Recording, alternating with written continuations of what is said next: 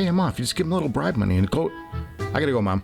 Hey, everybody, welcome back to the Director's Garage. I am your host and resident idiot, Michael, and today, folks, I'm gonna be sharing my experiences with the Mass Kobo 465, a $15,000 top-end entry.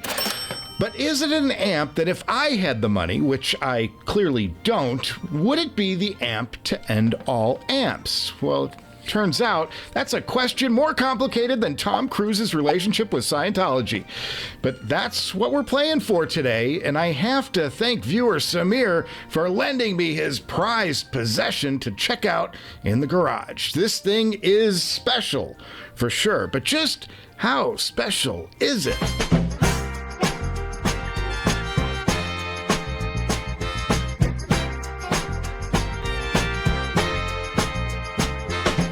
I know, guys, I know. I'm not for everyone. I get it, okay? Let's kick this review off with some ergonomics because there are some bold choices on this amp. And by bold, I mean this thing ain't a pageant queen, folks, okay? Now, I'm going to have some fun here. Please indulge me. Take this section with a grain of salt, okay? Maybe a pinch. This thing is retro. You know how ZMF retro jumps back to the 1930s and 40s for that nostalgic inspiration, Art Deco cues?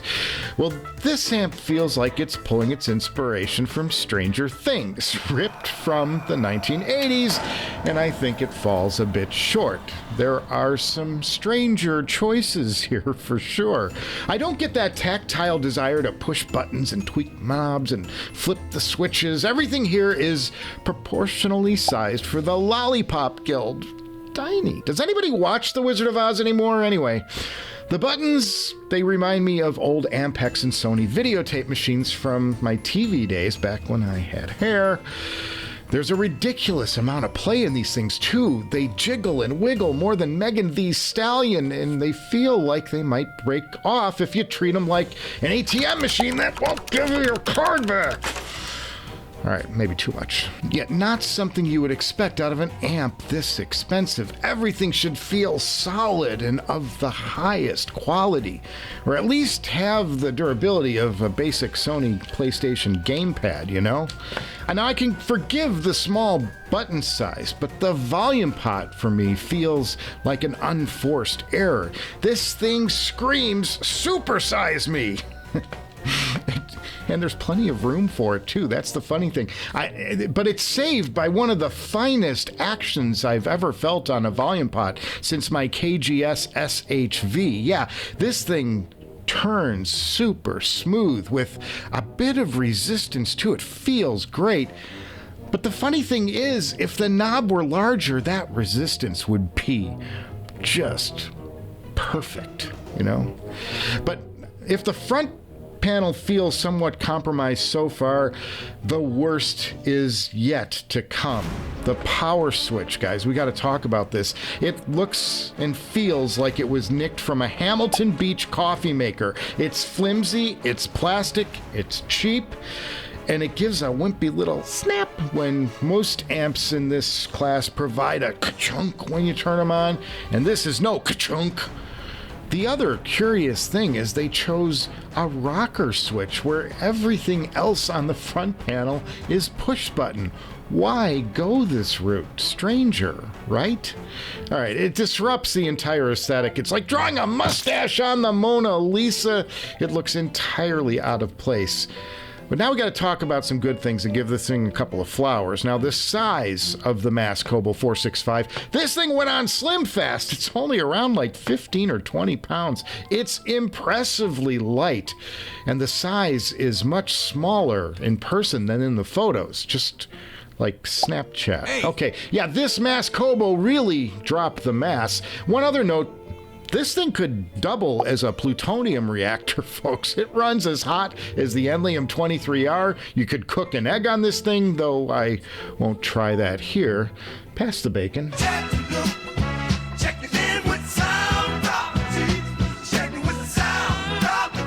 All All right, we had some fun there, but design isn't going to be anyone's first consideration on this amp, so let's get into some specifics on the sound. And for that, I'm going to my Fara OG as the reference point.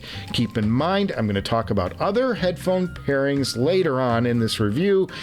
But I think everyone most knows the OG Fara, and it's very revealing of source gear.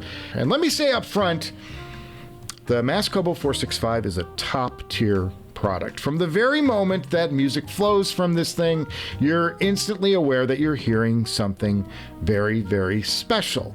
It lights you up, it grabs your attention right from the get-go. And I'm gonna start with image because this thing is sharper than a Ginsu knife.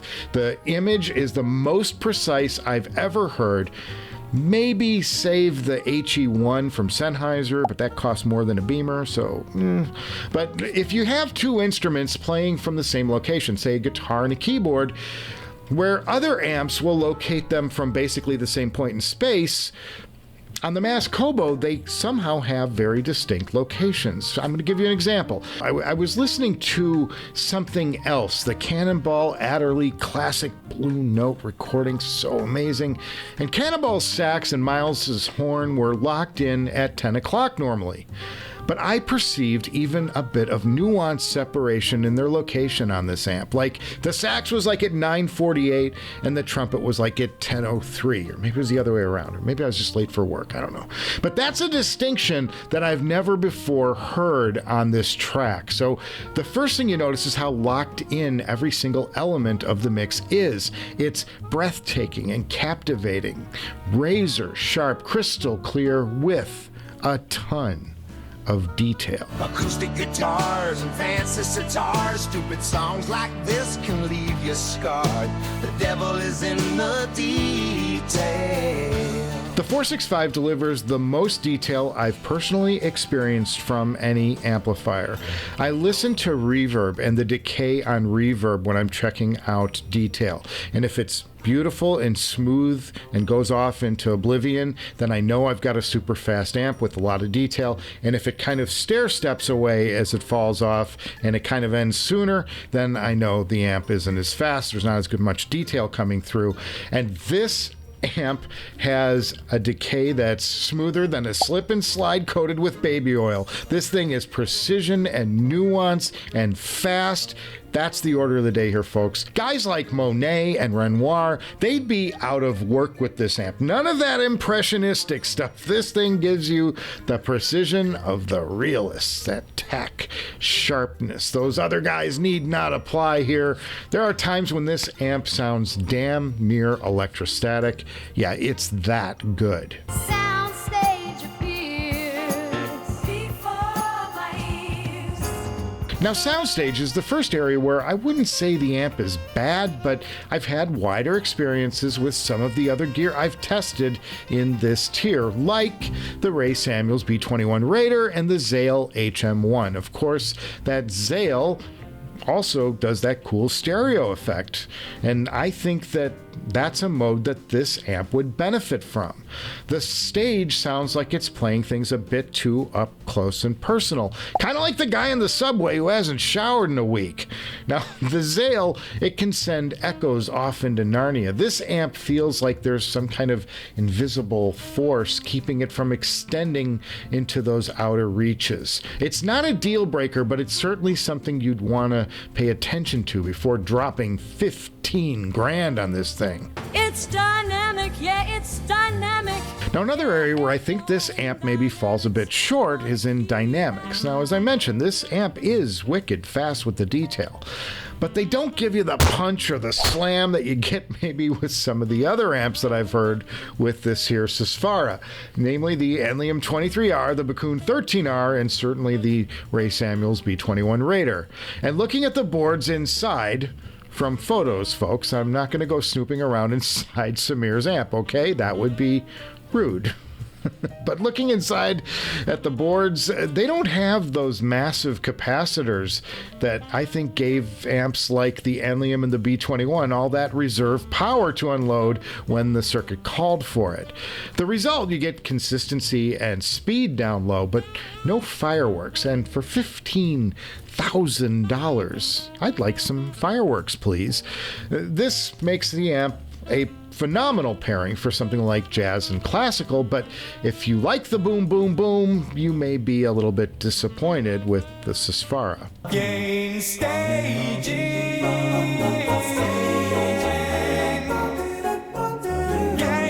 Gain staging.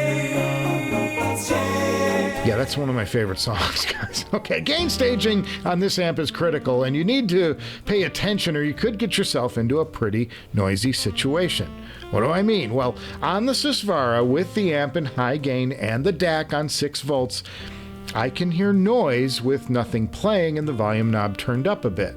I do not hear that noise with every headphone. I think impedance and sensitivity may play some roles here with the headphones. But with the amp on medium gain and the DAC set to 6 volts or the DAC set to 2 volts and the amp on high gain, I don't hear any of that noise on the Fara. Now, I preferred the 6 volt setting with the medium gain. The headphones sounded beautiful in that setup.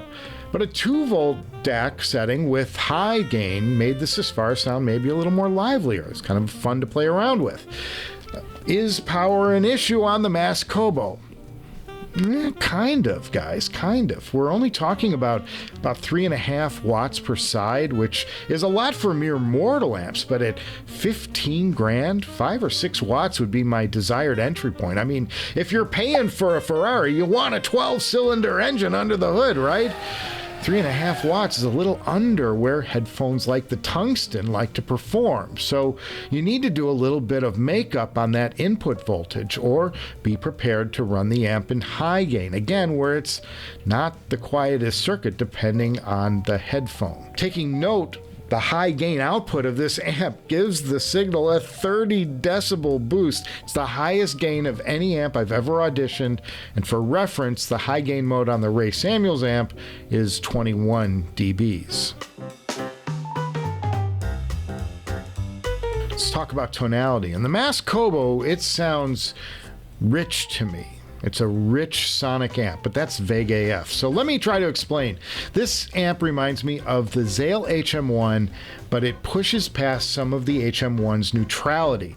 It's super clean, not aggressive at all, but it delivers a full and stunning tonal palette. My favorite part of this amp is the mids. Vocals come across buttery smooth with no harshness, and yet there's more body there than Kim Kardashian, and the vocals, there's a lushness to them that I think sets this amp apart. Instruments, horns, pianos. It's a rich experience, as I said. The Zale was similar, but with less power. The Kobo's bass extends deep into the sub, but I hear a mid-bass bump that gives this bass great body without drifting into bloom. The HM1 came across a bit flatter to me, and it always had me lifting the bass a tick or two with that bass tone control. No need for any of that with the Kobo, and the 465 is so fast in that treble, it just stands out. It sparkles with detail. This is a different approach to my ears than the Ray Samuels B21, and that the B21 sounds a bit more aggressive to me, and to be honest, kind of a bit more fun.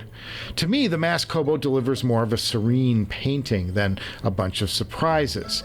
Now, I've been told that this amp is also DAC sensitive, and unfortunately I don't have a locker full of DACs here to run this thing through. This review is being done with the DCS Lena and the Master Clock.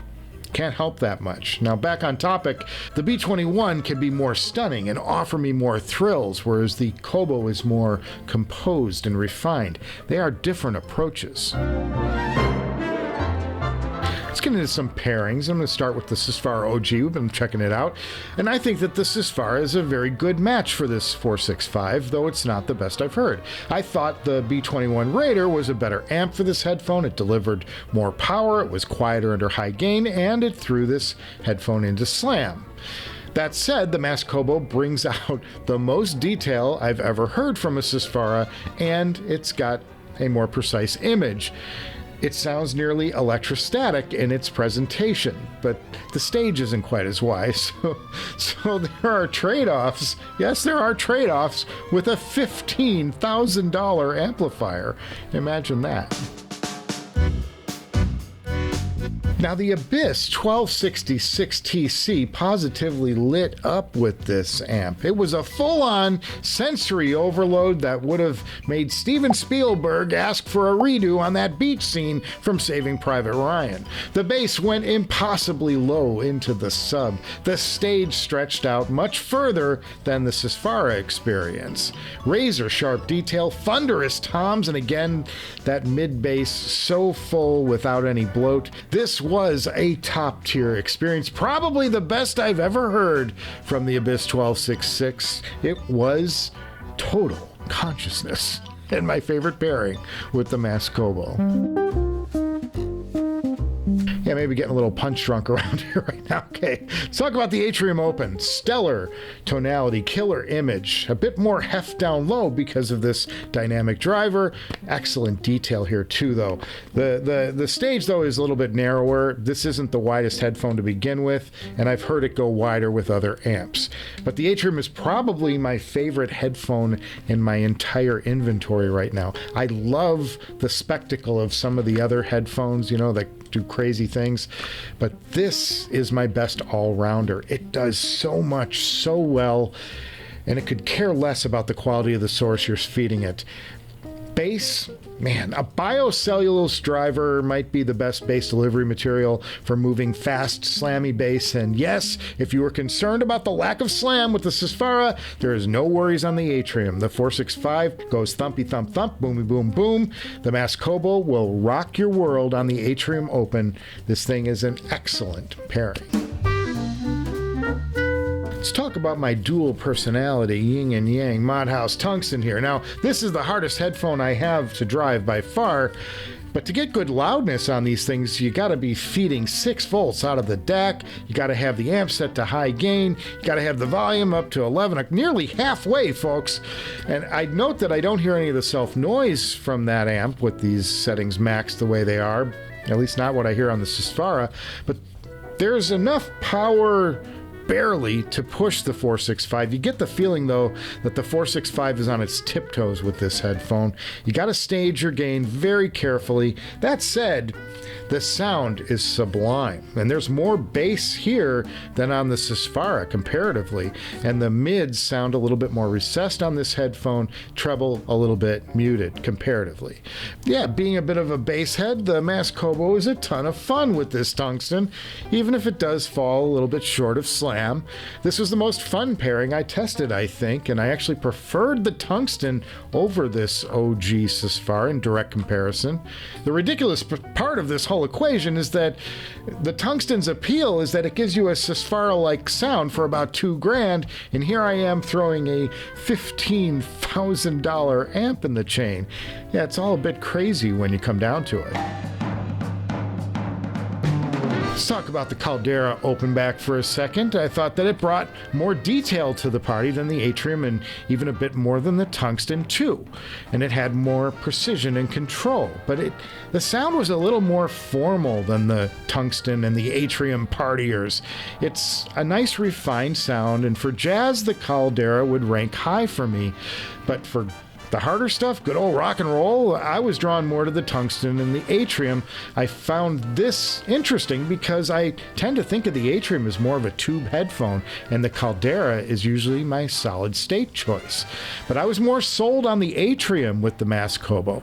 There's nothing wrong with the Caldera, though. The closed-back Caldera did a little bit of a narrower soundstage, which on a tight soundstage amp wasn't maybe the best pick. But I tell you what was a lot of fun was this headphone right here. This is the LCD-4. It gave me a wonderfully bassy sensation. It was ridiculously enjoyable. I preferred this setup with a 6-volt input and the gain on middle. The high gain seemed to bring some of that low noise back that I experienced with the Fara. But hooked up, this headphone impresses. It doesn't have the resolving power of these newer headphones, but remember, this amp is already crazy detailed. Putting this combo Kobo together gave me a terrific listening experience. Some mid-range pop here as well. That was a lot of fun. I really wish Audeze would give us a new version of this headphone. I know the LCD-4Z is supposed to be the same, but it really isn't. So what does this all mean? Let's start bringing the story of this amp to some conclusions. The Kobo 465 is one of the finest headphone amplifiers I've heard. It reminds me most of the Zale HM1, but enhanced. In terms of image and detail, it's off the charts. I think it's the finest resolving and best imaging amp I've heard. Razor sharp, and you hear every single nuance in the music, and even the tightest of instruments have some separation on the stage. This thing is crazy impressive. It's generally clean, but if you get the wrong headphone with the wrong gain setting, yeah, that high gain setting can be a problem for noise. So you need to pay attention to how you're staging that gain, but on the Tungsten, I could live all day at the 30 dB gain setting without issue. The Tungsten is about the only headphone I'd want to employ that much gain for anyway. Negatives, well, it's not the widest amp in terms of soundstage that I've heard. Both the Zale HM1 and the B21 Raider presented bigger stages to my ears. And the B21 has that raw power reserve that can throw any headphone at all into slam, and that's something the Kobo lacks. Still, there's a cohesiveness to the sound on the Kobo that feels like it puts together all of the parts into one gorgeous presentation, maybe better than any of the other amps I've auditioned. Wrap this damn show up. Is this the best amp ever? No, not to me anyway. At $15,000, I expect everything to be the very top of the very top in every single category. I expect perfection in every area, and this thing trails in power and reserve power, meaning slam on the Fara. It does most of what the Zale HM1 does, and it mostly cures the Zale biggest complaint, which is the need for more power, but it's solving that issue at nearly twice the cost and for just a small jump, and with a noisier circuit in the wrong setup. So if I'm looking at just these two amps, I think you're better off with the Zale in finding a high output DAC or preamp to help you stage that gain, unless you want that unlimited detail and unparalleled instrument separation. Then it's worth paying the extra for the 465. In my experience, the Zale is the quieter amp of the two, and the Zale has a much better build. Chunky switches and buttons that don't wiggle around, and it's proportionally better balanced visually. Okay, so now let's look at another amp that I've tested in this price bracket. Keep in mind, I'm only talking about amps that I've personally reviewed myself. I know there's others out there, but let's talk about the Ray Samuels B21. You get more power, a better sound stage, a cleaner signal under high gain. It throws all of my headphones into slam, and you get a top-tier electrostatic amplifier along with it. I also prefer the styling and the layout of the Ray Samuels, and you get a better build and it's better looking, though I don't like the stepped volume pot. That is a negative. Now, the Kobo is better than the B21 in image and detail. So if I have the money for either, my choice would be the Ray Samuels B21. That said, if you listen to mostly jazz and classical, I could make the argument that the Kobo is better overall for those genres because of its detail and image, combined with the idea that jazz and classical music don't really throw headphones into slam anyway. While the B21 is quieter on high gain, the Kobo sounds a bit quieter on those lower gain settings to my ears. So there is a bit of a give and take here. None of the amps I'm talking about would factor in when talking about bang for the buck.